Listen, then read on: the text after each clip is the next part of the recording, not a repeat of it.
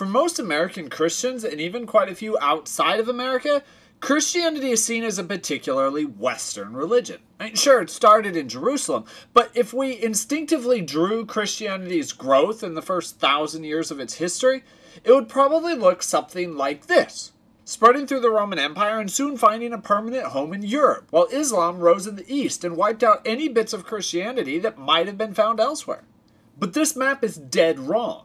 More historically minded viewers might be screaming, "You've forgotten the eastern half of the Roman Empire!" And yes, the Eastern and Western Roman Empires split apart, but Christianity flourished in the East as well. Likewise, North Africa supplied many of the most notable Christian scholars of early centuries, like Tertullian, Origen, Athanasius, and Augustine. And while North Africa did fall quickly to Islam, Turkey remained heavily Christian well into the Middle Ages. We have an assumption that Christianity doesn't exist somewhere unless the government somehow recognizes or supports it. That makes it tempting to focus on European Christianity, where it was the religion of the state for centuries. But Christianity can and has flourished without any government support and even under oppression. Egypt was under Muslim control by 650, but Islam was still a minority in the area for several hundred years, even though Islam was the religion of the rulers. Even today, there are around 10 million Coptic Christians in Egypt, having survived 1,400 years of being an oppressed, unrecognized religion. But what if I told you that this map was wrong too, and the spread of Christianity actually looked more like this? That by the year 1000, half of all Christians lived in places we don't think of Christianity being at all. Early Christianity spread fastest among Jewish communities living outside of Israel, like the ones that the Apostle Paul visited on his travels. And we know about how those communities turned into churches within the Roman Empire because we are part of that heritage. But there was another empire, the Parthian Empire, just to the east, as powerful and as expansive as Rome. And that empire had even more Jewish enclaves that early Christians found and evangelized, and was in fact nicer to Christians than the early Roman Empire.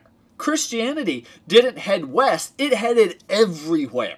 By the 2nd century, there were churches in India, some of which were still around to greet Western explorers when they first showed up. By 200, Edessa was Christian in Syria. By 300, the small nations of Georgia and Armenia were Christian. Ethiopia was reached by 340, and by the 600s, the Turkish tribes in Samarkand were Christian. By 700, Christianity had reached Tibet and was growing fast enough to need its own archbishop to oversee it. When a Buddhist missionary first showed up at the Chinese capital in 782, he got help translating his sutras from the local Christian bishop, who had been around for at least 50 years, probably longer. Now let me put that into context. France wasn't fully evangelized until the 500s. Anglo-Saxons in the 600s, and Norway, Sweden, Russia, and Poland weren't effectively reached until the year 1000 or so. If we draw a circle around Jerusalem, Christianity didn't spread west, it spread out in a circle, reaching as far east as England was to the west. And this wasn't a light coating of Christianity either, it settled deep. A metropolitan see is a seat of an archbishop, who is then governing more bishops under them, and each bishop has priests reporting to them, etc., etc. In England in the Middle Ages, there were 2 sees, 2 archbishops. In 800, there were 19 metropolitans and 85 bishops under the Patriarch of the East, centered in modern-day Syria and Iraq. And this is after almost 200 years of being governed by Islamic rulers. Around the year 1000, Asia had 17 to 20 million Christians, with another 5 million in Africa, 400 years after Islam. All of Europe, including Russia, only had 40 million people total, with probably 25 to 30 million of them at least nominally Christian. Europe wasn't all of Christianity, it was half. And this other half didn't just fade away either. They continued to grow and thrive despite periodic persecution for another 200 years. But then the persecution got massive. Destruction on a scale we can barely understand. And by 1500, the Christian population had dropped from 21 million to around 3.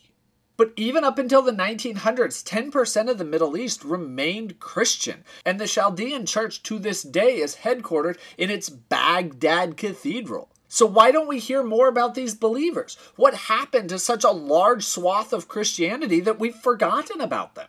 Well, we don't hear about them for a number of reasons.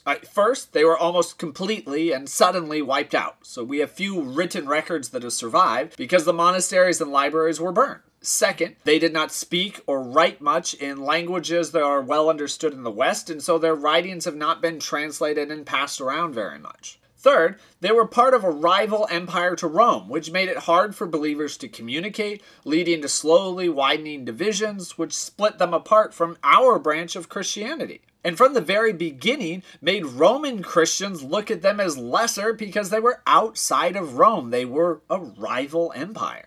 Finally, when Christianity became officially recognized within the Roman Empire, the emperor called on all Christian bishops to gather and discuss the faith. Well, naturally, bishops from outside the empire did not show up in great numbers, leaving them underrepresented and their views condemned.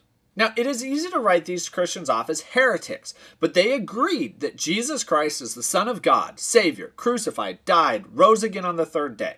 Here's the question they were divided over. What was the nature of God in and with Jesus? Did the divine and the human merge into one? Were they two separate entities working together within him? Or was it a combination of those two, that two entities that were bonded and yet somehow distinct? That is the level of detail that got them kicked out, a test that I doubt many of us would pass today. Condemned heretics fled the Roman Empire to Parthia, swelling Christianity back east and separating the church in 424. And from that point on, Western Christianity ignored Asia. But the Asian church grew. Schools formed, monasteries, centers of learning, which passed down and translated ancient texts. And it is from these Christian schools that Muslim scholars would learn about Aristotle and Plato centuries later. These Eastern Christians spread all the way to Mongolia, where a third of the Mongols eventually became Christian as well. In the early 600s, Islam began quickly spreading, and the area came under Islamic rule. But for the most part, life continued on like normal for Christians. The area had been conquered countless times over the centuries, and they were used to it. Mass conversions were not common at all. And this continued on for hundreds of years. Islam thrived, but Christianity was doing great too. It was under pressure, yes, but no more than it had endured in other places, including early Rome.